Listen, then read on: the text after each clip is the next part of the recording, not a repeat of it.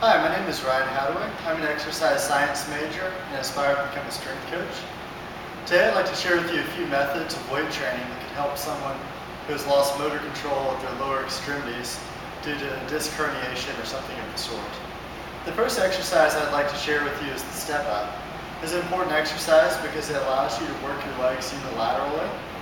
This allows you to stress the proprioception function of the legs more thoroughly. The other thing about the step up is it is a major compound move.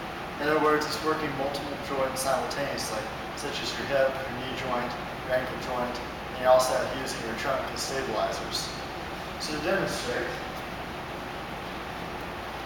you need step up boxes like this. And you begin by placing your working leg on top of the step box. It's very important with the step up that only the top leg does the work. You do not want the bottom leg doing any of the work. To ensure this, start by transferring all of the weight onto your top leg, letting your knee track out in front of your toes slightly. This will align your center of gravity with the midpoint of your foot. And with your back foot, you actually want to dorsiflex the toes a little bit. In other words, curl your toes off the ground and lock the knee. This ensures that you can't push off with your back leg. And you want to push into the box with just that leg. Down slow. Up again. The desired number of reps. Once you have mastered this movement, you can actually add weight to it. You can use dumbbells. I'm using a barbell for demonstration. This is the front squat grip. You place the bar across the front of the shoulders. This allows you to keep your trunk very upright, which is good for someone who has injured their back because it will place less shear forces upon their vertebral discs. So the same technique applies. Press only with the top leg.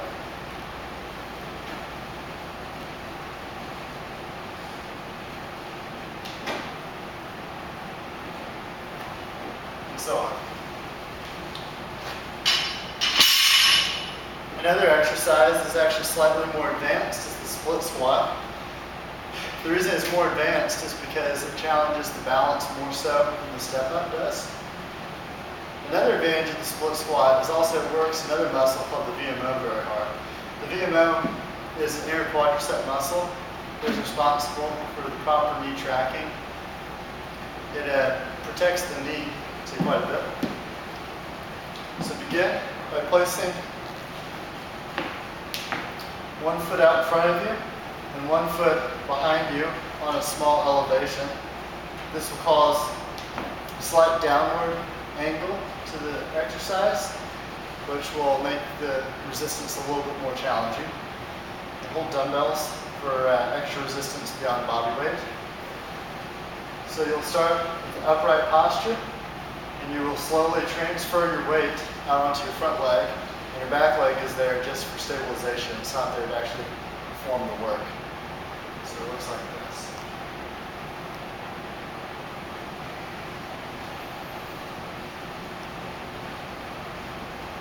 I like to come down on a 4 or 5 count.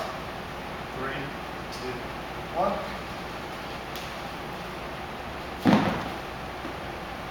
Make sure that you start on your weaker leg first. For instance, I'm right-legged, so I start with my left first. That way, if my left leg peters out at number 9, I know when I do my right leg to stop at number 9 also, even if I could have gone to 10. That way I do not exacerbate any structural imbalances that already exist. The next exercise I would like to show you is the leg curl. The leg curl is a very good exercise for the hamstring, specifically the knee flexion component, in other words, the knee bending.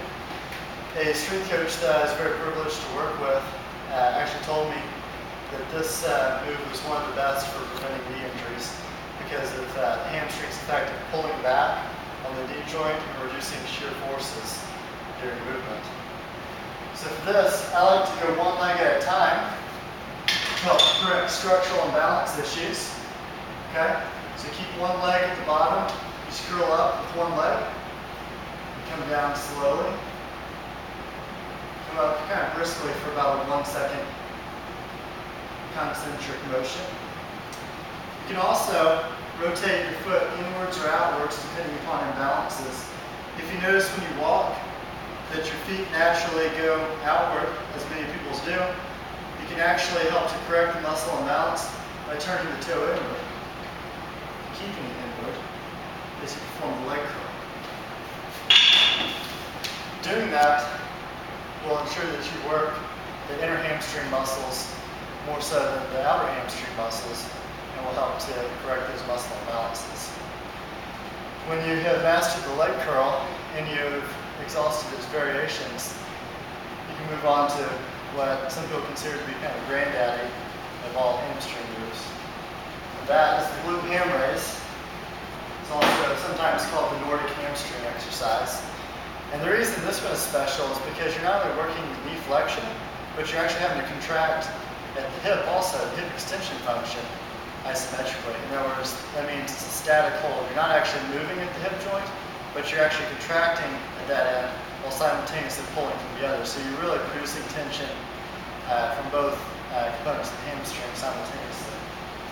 They do make machines for this, but most gyms are not equipped with that. This would be one of those. So I've actually jerry-rigged your device. What you need is something that you can put your heels under, and you need something to put your knees upon. So you start in the kneeling position. You hook your knees underneath the bench and make sure that it's weighted down very thoroughly so that the bench won't fly up and dump you in your face. And you're going to keep your hip joint locked. This is what I was talking about with the static contraction. Okay, you're not buckled at the hips. You come down slowly.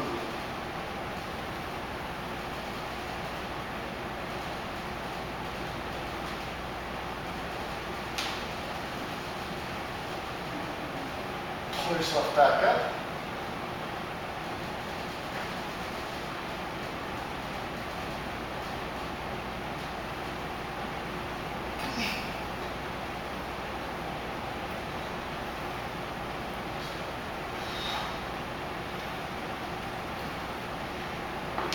That's all I have for you today. I hope those tips will help.